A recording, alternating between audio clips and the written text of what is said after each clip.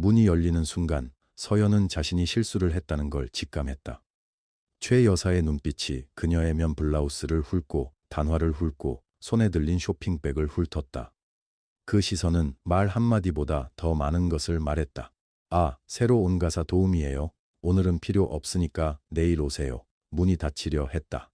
저는 민준이 어머니입니다. 최 여사의 손이 멈췄다. 잠시 침묵이 흘렀다. 그 침묵 속에서 서연은 자신의 심장 소리가 들리는 것 같았다. 오늘 아침 서연은 새벽 5시에 일어났다. 아들 민준이 처음으로 예비 며느리 집에 인사를 드리러 가자고 했을 때 그녀는 밤새 잠을 이루지 못했다. 옷장 앞에 한참 서 있다가 가장 깨끗한 흰 면 블라우스를 꺼냈다. 다리미로 꼼꼼하게 다렸다. 매실청은 지난 여름부터 손수 담가둔 것이었다. 유리병에 예쁘게 담아 리본도 묶었다. 며느리감 부모님께 드릴 성의였다. 강남 카운티 최고층 펜트하우스. 엘리베이터에서 내리면서 서연은 숫자를 봤다. 52층. 이런 곳에 사람이 사는구나 싶었다. 현관문은 서연의 아파트 거실만큼 넓었다. 어머, 어머니께서 직접 오셨군요. 혜운이 나왔다. 27살, 긴 생머리, 손목에 차고 있는 시계가 눈부셨다. 그녀의 눈이 서연의 쇼핑백 위에서 잠시 멈췄다가 미소로 바뀌었다. 그런데 그 미소가 이상했다. 따뜻하지 않았다. 저희 집이 어떤 곳인지 알고 오셨어야죠. 서연은 웃었다. 처음 인사드리러 왔어요. 직접 담근 매실청인데 마음에 드셨으면 해서요. 혜우는 쇼핑백을 받지 않았다. 들어오세요. 그러나 서연은 거실로 안내받지 못했다. 넓은 현관, 그 문턱 앞에 세워진 채로 이야기가 시작됐다. 서연은 두리번거리지 않으려고 애썼다. 등 뒤로 저 멀리 한강이 보였다. 저녁 노을이 물 위에 번지고 있었다. 최 여사가 다시 나왔다. 이번에는 정식으로 자리를 잡고 말했다. 솔직히 말씀드려도 될까요? 네, 말씀하세요. 우리 혜운이가 시어머니를 모시기엔 가정 환경이 좀 맞지 않는 것 같아요. 혜운이는 어릴 때부터 남부럽지 않게 키웠거든요. 이해하시죠?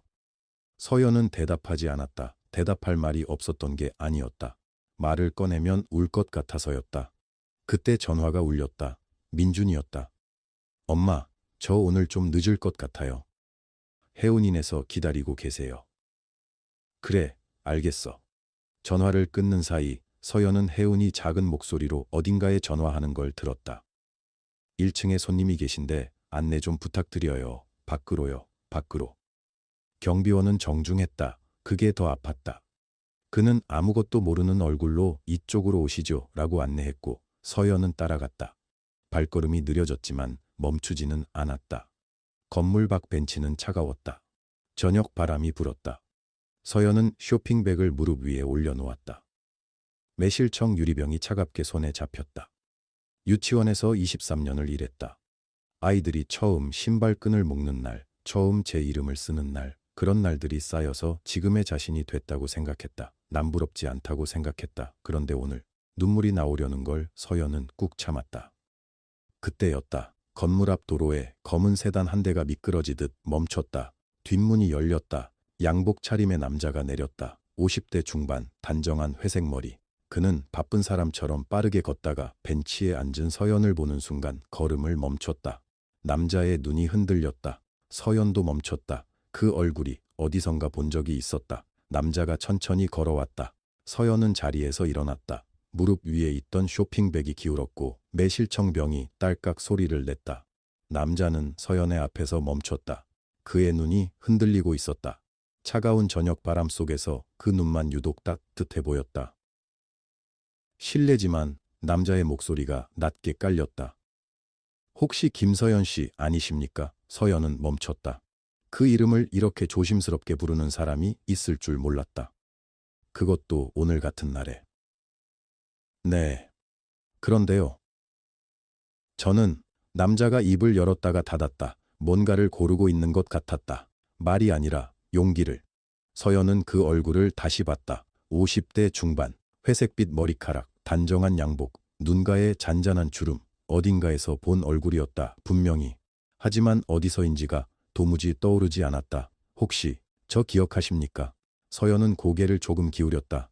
죄송한데요. 어디서 뵌 분인지. 괜찮습니다. 남자가 조용히 웃었다. 슬픈 웃음이었다. 30년이 지났으니까요. 30년. 그 말이 서연의 가슴 어딘가를 건드렸다. 30년 전이면 서연이 스물 안팎 끼던 시절이다. 서울 변두리, 작은 동네, 골목골목을 혼자 다니던 시절, 민준 아버지를 만나기 전. 아무것도 결정되지 않았던 그런 시절, 남자가 다시 말하려던 순간이었다. 아빠, 날카로운 목소리가 로비 안에서 터져 나왔다.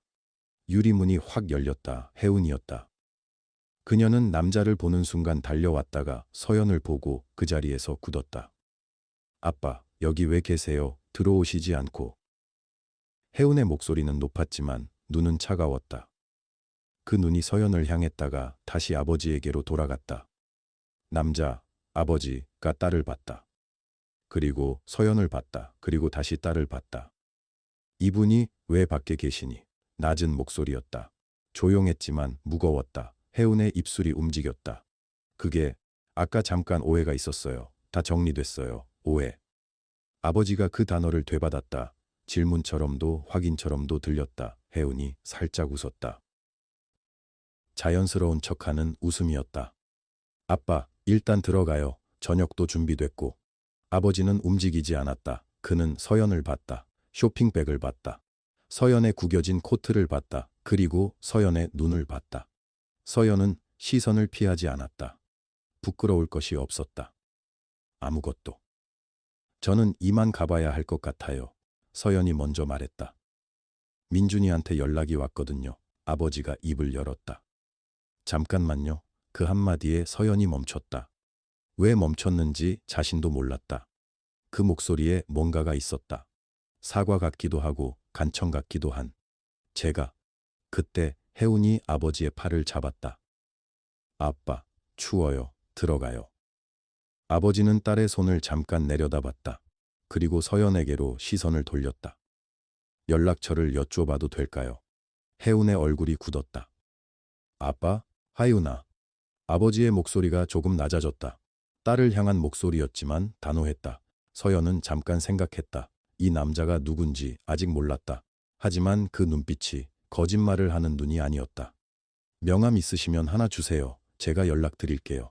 남자가 안주머니에서 명함을 꺼냈다. 두 손으로 건넸다. 서연은 받았다. 그리고 고개를 숙였다.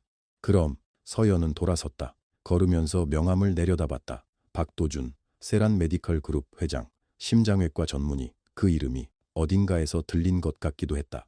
하지만 어디서인지 여전히 떠오르지 않았다. 그 사이 남자는 로비 안으로 들어섰다. 그의 손에는 두꺼운 서류 봉투가 들려 있었다. 오늘 오후 변호사 사무실에서 받아온 것.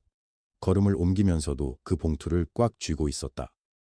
봉투 겉면에 적힌 이름을 그는 오늘 하루 수십 번 봤지만 아직 한 번도 열지 못했다. 김정식 씨의 유언 집행에 관하여 박도준 귀중. 엘리베이터 문이 닫혔다. 도준은 봉투를 내려다봤다. 손이 미세하게 떨렸다. 밖에 있던 그 여자. 쇼핑백을 들고 벤치에 앉아있던 그 여자. 김서연.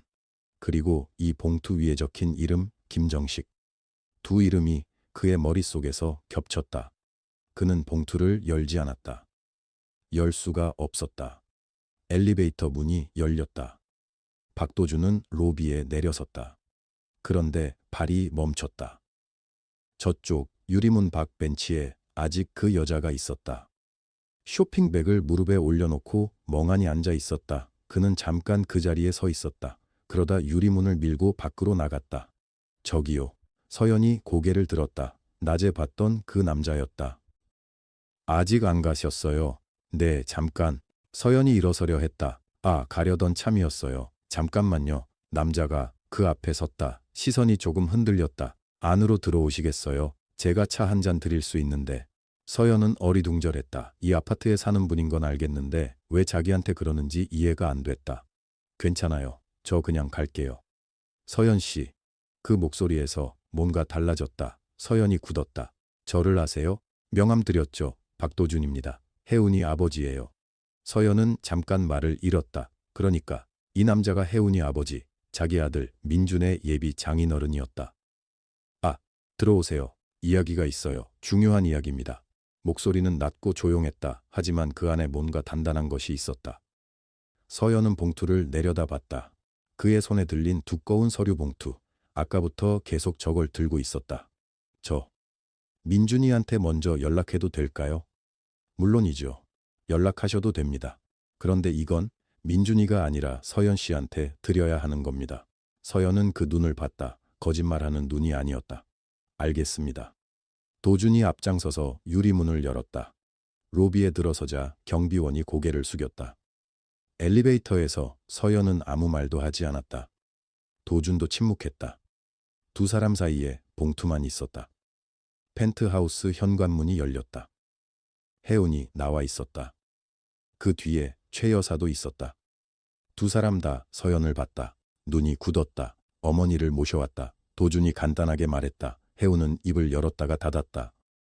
최 여사는 뭔가 말하고 싶은 표정이었지만 도준 앞에서는 목소리가 나오지 않는 것 같았다. 차 좀 내와라. 도준이 혜운에게 말하고 서재 쪽으로 걸었다. 서연은 잠깐 서 있다가 따라갔다. 최 여사의 시선이 등 뒤에서 느껴졌다. 하지만 서연은 뒤돌아보지 않았다. 서재는 조용했다. 책이 많았다. 의학 서적들이 벽 한 면을 가득 채우고 있었다. 도준이 소파를 가리켰다. 앉으세요. 서연이 앉았다. 도준도 맞은편에 앉았다. 그리고 봉투를 테이블 위에 천천히 내려놓았다. 서연 씨, 네. 이게. 도준이 잠깐 말을 멈췄다. 아버님이 남기신 겁니다. 서연의 눈이 봉투로 갔다. 겉면에 글씨가 있었다. 김정식 씨의 유언 집행에 관하여 심장이 내려앉았다. 아베오님이라니 저희 시아버님 말씀이세요? 네. 어떻게? 서연이 입술을 움직였다. 어떻게 아버님이 선생님을 아세요? 도준이 봉투를 손으로 짚었다. 그리고 천천히 입을 열었다. 30년 전 일입니다. 서연은 조용히 기다렸다. 저는 그때 의대 2학년이었어요. 집이 많이 어려웠습니다. 등록금을 낼 방법이 없었어요. 자투해서를 쓰려고 했죠. 도준의 목소리는 흔들리지 않았다. 하지만 손이 봉투를 꽉 쥐었다. 그때 찾아오신 분이 있었어요. 김정식 씨, 인쇄소를 하시는 분이라고 했습니다. 저한테 이렇게 말씀하셨어요. 도준이 잠깐 눈을 감았다 떴다. 내 아이를 살려준 은혜를 갚는 겁니다. 받으세요. 서연의 숨이 잠깐 멈췄다. 그리고 등록금 전액을 주셨어요. 저는 그게 장학금인 줄 알았습니다. 아버님이 어디서 마련하신 건지 묻지 않았어요. 묻지 말라고 하셨거든요. 그냥 열심히 공부하라고만 하셨어요. 서연은 뭔가 말하려고 했다. 말이 나오지 않았다. 도준이 봉투 안에서 작은 편지 봉투를 꺼냈다. 서류와 함께 들어있던 것이었다. 오늘 변호사 사무실에서 이걸 받았습니다. 유언장 안에 편지가 같이 있었어요. 그가 편지를 펼쳤다. 손이 미세하게 떨렸다. 읽어드려도 될까요? 서연은 고개를 끄덕였다. 도준이 읽기 시작했다. 도준 씨, 진실을 알 때가 됐습니다. 그 돈은 내 돈이 아니었어요. 그 돈을 낸 사람이 누구인지 이제 서연이도 알아야 합니다. 서재가 조용해졌다. 서연은 움직이지 않았다. 심장 소리가 귀에 들렸다. 그 돈을 낸 사람이 누구인지. 서연이도 알아야 한다. 선생님. 네. 아버님이 그 돈이 어디서 났는지 알고 계셨던 건가요? 도준이 편지를 테이블에 내려놓았다. 그리고 더 두꺼운 본봉투를 봤다. 아직 봉인이 뜯기지 않은 봉투. 그는 대답하지 않았다. 서연은 그 침묵에서 뭔가를 느꼈다. 이 남자는 짐작하고 있었다. 이미 알고 있는 것이다. 하지만 열지 못하고 있었다. 봉투 안에 무엇이 있는지. 그것이 무엇이기에 이 사람의 손이 30년이 지난 지금도 떨리는 것인지. 도준은 천천히 본봉투를 들었다. 봉투 표면은 낡고 누렇게 변색되어 있었다. 모서리가 닳아 있었다. 오래된 물건이었다. 아주 오래된 것. 서연 씨. 네. 한 가지 먼저 여쭤봐도 될까요? 서연은 고개를 끄덕였다. 도준이 봉투를 내려놓고 그녀를 바라봤다. 눈빛이 달랐다. 조금 전까지 의사 같았던 그 차분함이 없었다. 그 눈에 뭔가 다른 것이 있었다. 두려움 같은 것. 오래전에 매실나무 있는 집에 사셨죠? 서연이 굳었다. 소리 없이, 표정 없이. 하지만 몸이 먼저 반응했다. 매실나무. 그 단어를 이 사람이 알고 있다는 것이 서연은 이해가 되지 않았다. 어떻게? 목소리가 작았다. 도준이 조용히 말했다. 이 편지에 그 집 얘기가 있습니다. 마당에 매실나무 한 그루 있는 집. 골목 안쪽, 반지하. 서연은 눈을 감았다. 반지하, 매실나무. 어머니가 여름마다 매실청을 담그던 그 항아리, 그 집은 서연이 20살이던 해 홀어머니와 단둘이 살던 집이었다. 골목 끝에서 두 번째, 계단 3칸을 내려가면 나오는 작은 방. 그 집에서 서연은 유치원 교사 자격증을 준비했다. 낮에는 편의점에서 일하고 밤에는 공부했다. 어머니는 허리가 나빠서 일을 못했다. 병원비가 나왔다. 생활비도 나왔다. 그래도 서연은 조금씩 모았다. 1년이었다. 365일 동안 아끼고 또 아꼈다. 학원은 안 다녔다. 책만 샀다. 밥은 2끼로 줄였다. 버스 대신 걸었다. 그렇게 모은 돈이 있었다. 그 돈은 서연이 자격증 시험 준비를 위해 모은 것이었다. 학원에 등록하고 수험서를 사고 혹시 시험에 떨어지면 다시 볼 수 있도록 남겨두려 했던 돈. 그런데 어느 날 동네에서 소문을 들었다. 골목 위쪽 집 청년이 의대에 붙었다는 것. 그런데 돈이 없어 포기할 것 같다는 것. 서연은 그 청년을 잘 알지 못했다. 얼굴 정도만 알았다. 한두 번 마주쳤을 것이다. 이름도 몰랐다. 하지만 그 말이 머릿속에 박혔다. 의대에 붙고도 포기한다. 돈이 없어서. 서연은 며칠을 생각했다. 그리고 동네 어른인 김정식 할아버지를 찾아갔다. 김정식은 그 골목에서 오래 산 사람이었다. 모두가 알았다. 믿을 수 있는 사람이었다. 서연은 그 앞에 돈 봉투를 내밀었다. 할아버지, 이 돈 좀 전해주세요. 누구한테? 위쪽 집 의대 청년한테요. 할아버지가 눈을 크게 떴다. 이게 얼마야? 서연은 말하지 않았다. 할아버지가 직접 세어보면 알 것이었다. 이름은 밝히지 말아주세요. 그냥 도와주고 싶은 사람이 있다고만 해주세요. 서연아, 이게 네 전부 아니야? 서연은 웃었다. 괜찮아요. 저는 더 모으면 돼요. 그것이 전부였다. 서연은 그 뒤로 그 돈에 대해 다시 생각하지 않으려 했다. 생각하면 아팠다. 자격증 시험은 1년 늦게 봤다. 학원은 결국 못 다녔다. 독학으로 붙었다. 더 작은 유치원이었다. 더 낮은 월급이었다. 하지만 서연은 그것을 후회라고 생각하지 않았다. 잊으려 했다. 잊은 게 아니라 잊으려 했던 것이다. 그리고 30년이 지났다. 서연 씨. 도준의 목소리가 들렸다. 서연은 눈을 떴다. 도준이 그녀를 보고 있었다. 눈이 젖어 있었다. 이 사람이 우는 것을 서연은 처음 봤다. 아니, 처음 본 것은 당연했다. 오늘 처음 제대로 마주한 사람이었다. 하지만 이 눈빛은 그 돈이 선생님 돈이었습니까? 서연은 대답하지 않았다. 도준이 다시 물었다. 그때 그 봉투, 할아버지한테 받은 그 봉투. 처음엔 그분 돈인 줄 알았습니다. 의대 2학년 때 찾아오셔서 그냥 열심히 하라고만 하셨거든요. 이름을 물어봤더니 웃으시기만 했습니다. 서연은 창문 쪽을 봤다. 바깥은 어두워져 있었다. 그 돈으로 2학년 등록금을 냈습니다. 그게 없었으면 저는 학교를 그만뒀을 겁니다. 도준이 천천히 말했다. 그게 없었으면 지금 저는 없습니다. 서연은 아무 말도 하지 않았다. 도준이 본봉투를 들었다. 손이 떨렸다. 그는 봉긴 부분을 천천히 뜯었다. 조심스럽게. 마치 오래된 것을 깨트릴까 두려운 것처럼. 봉투 안에서 낡은 종이 한 장이 나왔다. 단 한 장이었다. 도준이 펼쳤다. 읽었다. 그의 얼굴에서 표정이 사라졌다. 서연은 그 표정을 봤다. 표정이 사라진다는 것이 어떤 것인지 알았다. 너무 많은 것이 한꺼번에 오면 사람은 그렇게 된다. 선생님. 도준이 고개를 들지 못했다. 뭐라고 적혀 있어요? 그가 천천히 종이를 내려놓았다. 그리고 읽었다. 목소리가 낮고 조용했다. 박도준 씨가 빚을 갚을 사람은 내 며느리 김서연입니다. 서재가 완전히 조용해졌다. 서연은 그 문장을 이해하는데 시간이 걸렸다. 빚을 갚을 사람, 내 며느리. 김서연, 시아버지가 돌아가시기 전에 알고 계셨던 것이다. 처음부터. 아니, 처음부터는 아닐 것이다. 하지만 언젠가 알게 되셨던 것이다. 그리고 말씀하지 않으셨다. 서연에게도, 민준에게도, 도준에게도 평생 동안 혼자 갖고 계셨던 것이다. 서연의 눈에 눈물이 고였다. 도준이 무릎 위에 손을 올리고 고개를 숙였다. 죄송합니다. 아니에요. 서연 씨, 저는 괜찮아요. 서연은 목소리를 낮췄다. 그 사람이 의사가 됐다는 걸 알았을 때 저는 그걸로 충분했어요. 진짜로요. 도준이 고개를 들었다. 두 사람이 서로를 봤다.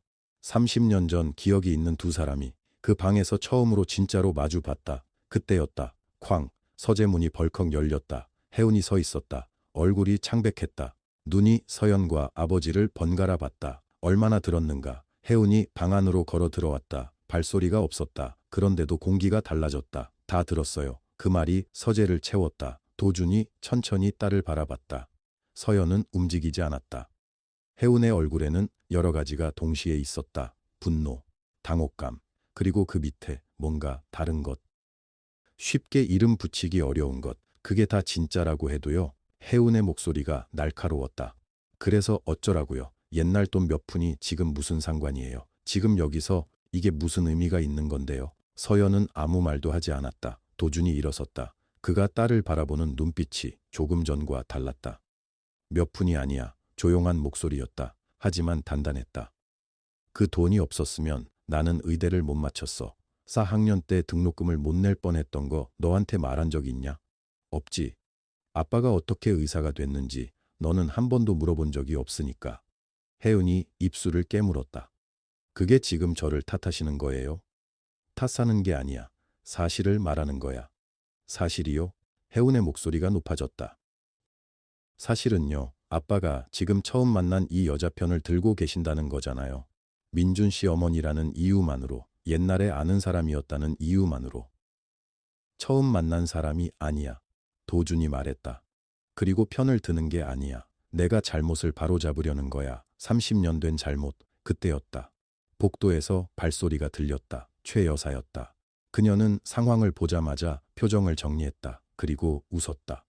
아, 도준 씨, 언제 오셨어요? 저 못 봤네요. 혜운아, 아빠한테 인사는 했어? 아무도 대답하지 않았다. 최 여사는 잠시 공기를 읽더니 서연 쪽으로 시선을 옮겼다. 김 선생님도 계시네요. 좀 어떠세요? 아까는 제가 너무 서둘러서 그냥 시끄러워지는 게 싫어서요. 혜운이가 좀 예민한 편이라. 서연이 천천히 최 여사를 봤다. 네, 그것만 했다. 최 여사가 도준 쪽으로 돌아섰다. 도준 씨, 이건요, 그냥 옛날 사람들끼리의 감정적인 일 아닌가요? 물론 고마운 인연이기도 하고. 그런데 혜운이와 민준이의 결혼은 별개 문제잖아요. 그 부분은 그 부분대로 이야기해야지. 이렇게 한꺼번에 섞어버리면 다 복잡해지지 않겠어요? 도준이 최 여사를 봤다. 오늘 서연 씨를 현관에서 쫓아낸 사람이 내 딸이라고요? 최 여사의 웃음이 조금 굳었다. 그건 오해가 있어서요. 서연 씨 옷차림이 좀... 옷차림이요. 도준이 말을 잘랐다. 조용했다. 그래서 더 무거웠다. 옷차림 때문에 사람을 현관 밖으로 내보냈다는 거죠. 내 딸이. 혜운이 얼굴을 붉혔다. 가정부인 줄 알았다고요. 제가 어떻게 알았겠어요. 그래서 뭐요? 가정부라면 그렇게 해도 되는 거야. 침묵이 내려앉았다. 혜운은 대답하지 못했다. 서연은 여전히 손에 매실청병을 들고 있었다. 가져오다 만 채로. 내려놓지도 못한 채로. 도준이 그것을 봤다. 그리고 눈을 감았다. 기억이 왔다. 30년 전이었다. 그가 처음 친구 집에서 밥을 얻어먹던 시절. 친구의 누나가 싸준 도시락 반찬통 안에 항상 있던 것, 매실이었다. 달면서도 새콤한 집에서 담근 매실 절임. 그 누나가 누구였는지 그가 나중에 알게 됐을 때 이미 늦었다. 서연은 그런 사람이었다. 이름도 남기지 않고 자신인 줄도 모르게. 그냥 주던 사람. 도준은 눈을 천천히 떴다. 그때 현관 쪽에서 소리가 났다. 도어록 소리, 민준이었다. 그가 안으로 들어오다가 멈췄다. 서재 입구에 아버지 뻘 되는 남자가 서 있었다. 혜운이 창백한 얼굴로 서 있었다. 최 여사가 어색한 웃음을 짓고 있었다. 그리고 어머니가 매실청 병을 들고 거실 한가운데 서 있었다. 어머니. 민준의 목소리에서 무언가 무너지는 것이 들렸다. 여기 계셨어요. 저는 어머니가 그냥 가신 줄 알았는데. 서연이 아들을 봤다. 응. 있었어. 왜 연락을 안 하셨어요? 괜찮았어. 어머니. 민준의 목소리가 흔들렸다. 그는 상황의 반밖에 몰랐다. 하지만 그 반만으로도 알 수 있었다. 어머니가 밖에서 기다렸다는 것을. 들어오지 못했다는 것을. 이 집에서. 그의 얼굴이 굳었다. 도준이 민준을 봤다. 앉아요. 부드럽지만 가볍지 않은 목소리였다. 민준은 잠시 도준을 봤다가 어머니를 봤다. 서연이 조용히 고개를 끄덕였다. 민준이 소파에 앉았다. 서연도 앉았다. 매실청 병은 그녀의 무릎 위에 있었다. 도준이 다시 천천히 자리에 앉으면서 유언장이 담겼던 봉투를 테이블 위에 올려놓았다. 해우는 그것을 봤다. 최 여사도 봤다. 누구도 먼저 말하지 않았다. 그 침묵이 길게 이어졌다. 그때였다. 도준의 재킷 주머니에서 진동이 울렸다. 그가 화면을 봤다. 비서였다. 그는 잠시 전화를 바라보다가 받았다. 응. 짧게 대답하고 들었다. 비서의 목소리는 방 안에 들리지 않았다. 하지만 도준의 표정이 달라지는 것은 보였다. 뭔가 굳는 것이, 뭔가 차가워지는 것이. 통화가 끝났다. 도준이 천천히 전화를 내려놓았다. 그리고 아무 말도 하지 않았다. 침묵이 무거웠다. 민준이 먼저 물었다. 무슨 일이에요? 도준은 대답 대신 해운을 봤다. 딸을. 아주 오래. 해운은 그 눈빛을 피하지 못했다. 도준이 조용히 물었다. 세란병원 이사회에 안건을 올린 사람이 누구야? 해운의 얼굴에서 핏기가 빠졌다. 내일 아침에 긴급 안건, 4명의로 된 의안. 방 안에 있는 사람들이 모두 해운을 봤다. 해운은 입을 열지 않았다. 도준의 목소리는 여전히 낮았다. 하지만 그 안에 있는 것이 분노인지 실망인지 지금으로서는 알 수 없었다. 그날 밤은 아무도 편히 잠들지 못했다. 도준은 서재에 앉아 변호사가 건넨 서류들을 다시 펼쳤다. 유언장 사본, 주식 증서, 그리고 김정식 씨가 생전에 직접 쓴 짧은 편지 한 장. 편지에는 이렇게 적혀 있었다. 도준아, 네가 이 돈을 갚고 싶어 했다는 걸 나는 안다. 하지만 갚지 마라. 이 돈은 원래 서연이 것이었다. 그러니 서연이에게 돌아가는 게 맞다. 내가 살아있는 동안 말하지 못한 건 그 아이가 상처받을까 봐서였다. 이제는 네가 알아야 할 때다. 도준은 그 편지를 3번 읽었다. 그리고 조용히 접어 서류 봉투 안에 넣었다. 이튿날 아침 6시 세란 메디컬 그룹 본사 23층 이사회 회의실에는 이미 6명의 이사가 자리를 잡고 있었다. 테이블 위에는 두꺼운 서류 묶음이 놓여 있었다. 안건명은 이렇게 적혀 있었다. 강북 어린이 의료센터 부지 매각 및 용도 변경의 건. 이사 중 한 명인 이현철 상무가 서류를 훑으며 낮게 말했다. 이게 갑자기 왜 올라온 거야? 그 부지는 도준 회장이 20년 넘게 지켜온 곳인데. 옆자리의 정 이사가 작게 한숨을 쉬었다. 나도 어젯밤에 처음 봤어요. 안건 제출자가 박혜운 씨로 되어 있던데. 회의실이 조용히 술렁였다. 해운은 어머니 최 여사와 함께 회의실 한쪽에 앉아 있었다. 최 여사는 단정한 재킷 차림으로 서류를 앞에 두고 있었다. 표정은 단단했다. 해운의 얼굴은 달랐다. 간밤에 잠을 못 잔 사람의 얼굴이었다. 도준이 회의실로 들어온 건 정각 7시였다. 비서가 뒤를 따랐다. 도준은 상석에 앉지 않고 테이블 중간 쪽으로 걸어가 자리를 잡았다. 그리고 앞에 놓인 안건 서류를 잠깐 내려다봤다. 아무 말도 하지 않았다. 이현철 상무가 먼저 운을 뗐다. 회장님, 이 안건은 절차상 문제가 있지 않습니까? 긴급 안건으로 처리하기엔 사전 검토 기간이. 최 여사가 그 말을 잘랐다. 긴급 안건 규정 안에서 처리한 겁니다. 절차는 맞아요. 이현철 상무가 최 여사를 봤다.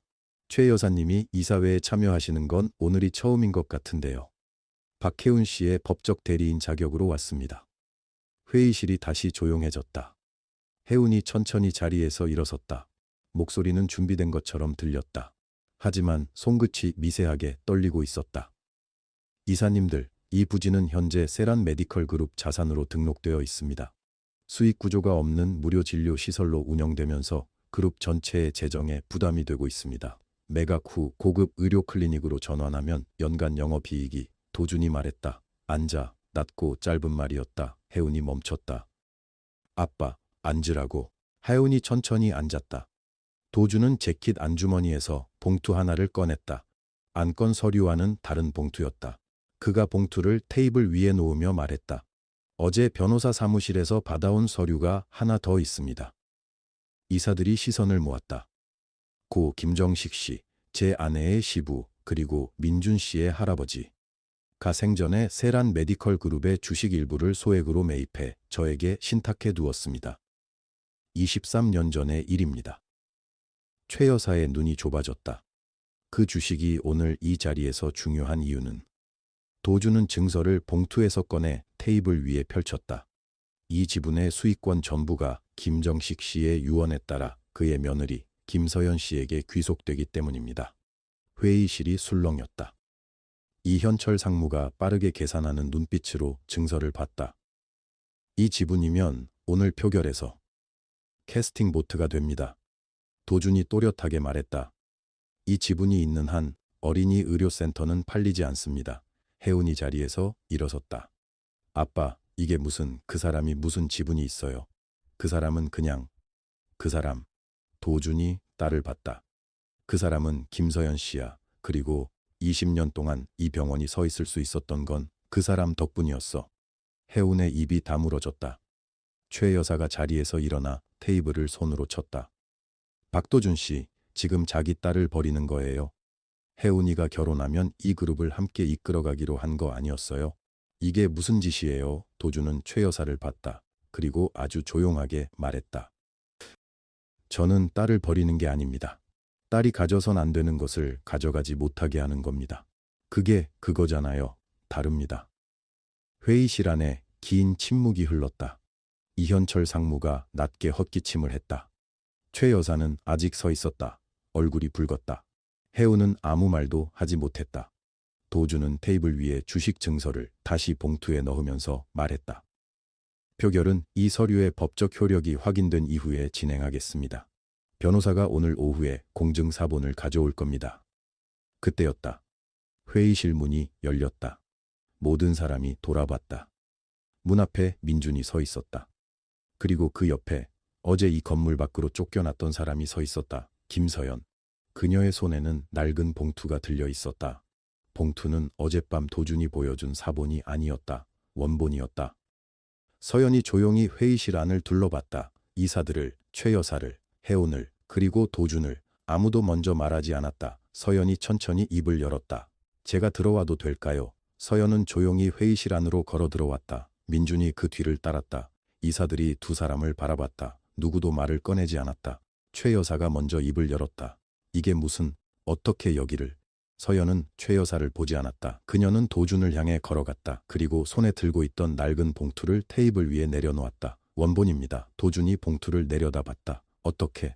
어젯밤에 변호사 사무실에서 연락이 왔어요. 아버님이 이미 오래전에 지정해 두신 거래요. 유 원장 원본의 최종 수령인은 저였어요. 회의실 안에 침묵이 내려앉았다. 도준은 봉투를 열지 않았다. 그는 그냥 서 있었다. 서연이 이사들을 향해 돌아섰다. 제가 말씀드려도 될까요? 이현철 상무가 고개를 끄덕였다. 서연은 천천히 말을 시작했다. 저는 이 자리에 주식을 받으러 온 게 아니에요. 돈도 원하지 않습니다. 어젯밤에 민준이한테 모든 걸 이야기했어요. 아버님이 왜 이 유 원장을 남기셨는지. 민준이 서연 뒤에 서서 눈을 내리깔았다. 그의 눈가가 붉었다. 아버님은 알고 계셨던 거예요. 제가 이 사실을 평생 혼자 가슴에 묻고 살았다는 걸. 그분은 제가 그러길 원하지 않으셨던 거예요. 이사 한 명이 낮게 물었다. 그 돈이 실제로 사모님에게서 나온 게 맞습니까? 서연이 고개를 끄덕였다. 제가 시집 오기 전 아버님한테 맡겨둔 돈이 있었어요. 작은 돈이었어요. 그런데 아버님이 그걸 쓰셨어요. 나중에 말씀하시려고 하셨는데 제가 받지 않겠다고 했거든요.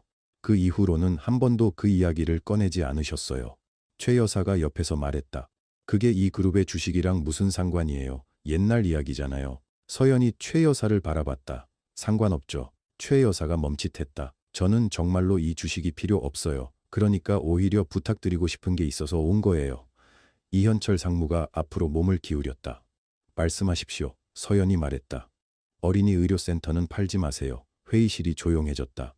거기서 치료받은 아이들 중에 제 제자도 있어요. 7살 때 심장 수술을 받았던 아이인데 지금은 12살이에요. 그 아이 어머니가 저한테 그랬어요. 그 병원이 없었으면 애를 살리지 못했을 거라고. 서연의 목소리는 흔들리지 않았다. 그 병원을 수익이 안 난다고 파는 건 그 아이한테 네 목숨은 계산이 안 맞는다고 말하는 거예요. 이사들이 서로 눈길을 교환했다. 도준은 서연을 바라봤다. 그는 아무 말도 하지 않았다. 이현철 상무가 말했다. 매각 안건은 재검토하겠습니다. 최 여사가 숨을 들이켰다. 지금 뭐라고요? 재검토한다고 했습니다. 그 한마디에 이 회의를 뒤집겠다는 거예요. 이현철이 최 여사를 봤다. 한마디가 아닙니다. 옳은 말입니다. 최 여사의 얼굴이 굳었다. 그때 혜운이 천천히 자리에서 일어났다. 모두가 그녀를 봤다. 혜운의 눈에는 이때껏 한 번도 보이지 않았던 것이 고여 있었다. 눈물이었다. 그녀는 서연 앞으로 걸어왔다. 천천히 한 걸음씩. 그리고 멈췄다. 혜운의 입술이 떨렸다. 죄송합니다. 서연이 그녀를 바라봤다. 어제 제가 한 말들. 혜운은 말을 잊지 못했다. 잠시 후 그녀가 다시 입을 열었다. 죄송합니다. 어머니. 그 단어가 회의실 안에 떨어졌다. 어머니. 민준이 눈을 감았다. 서연은 오랫동안 혜운을 바라봤다. 그리고 아무 말도 하지 않았다. 다만 고개를 아주 천천히 끄덕였다. 도준이 앞으로 나왔다. 그는 서연 앞에 섰다. 키가 크고 어깨가 넓은 사람이었는데 지금은 그 어깨가 조금 내려앉아 있었다. 서연 씨, 서연이 그를 봤다. 30년 동안. 그가 말을 시작했다. 목소리가 낮았다. 제가 외과의가 될 수 있었던 건 저의 노력 때문이라고 생각했어요. 가난을 이겨낸 거라고. 그런데 그 출발점에 누군가의 돈이 있었다는 걸 알았을 때 저는 그 사람을 찾지 않았어요. 그는 잠시 멈췄다. 찾기가 두려웠던 거예요. 알면 갚아야 하니까. 갚지 못할 것 같아서. 서연은 아무 말 없이 듣고 있었다. 제가 진 빚의 무게를 이제야 압니다. 그리고 그 빚은 돈으로 갚을 수 없다는 것도. 도준이 허리를 깊이 숙였다. 이사들이 하나둘 그를 따라 고개를 숙였다. 최 여사만 서 있었다. 잠시 후 그녀도 천천히 고개를 내렸다. 회의실 안에 고요가 흘렀다. 서연은 그 모든 것을 바라봤다. 그리고 웃었다. 작고 조용한 웃음이었다. 억지로 꾸민 웃음이 아니었다. 오래된 어딘가에서 올라오는 웃음이었다. 30년 전 마당에서 매실청을 담그던 20살 소녀의 웃음이었다. 창밖으로 빛이 쏟아졌다. 서울의 봄 햇살이었다. 그로부터 3달이 지났다. 어린이 의료센터 앞에 새 표지판이 세워졌다. 흰 바탕에 초록 글씨로 이렇게 적혀 있었다.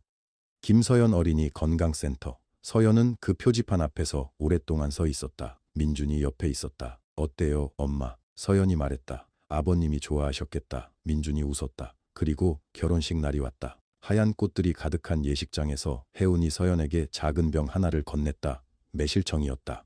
아무 말 없이 내밀었다. 서연이 그것을 두 손으로 받았다. 병 속에서 초록빛 매실들이 흔들렸다. 말이 필요 없었다. 두 사람은 그렇게 서 있었다. 봄이 그 위로 지나갔다.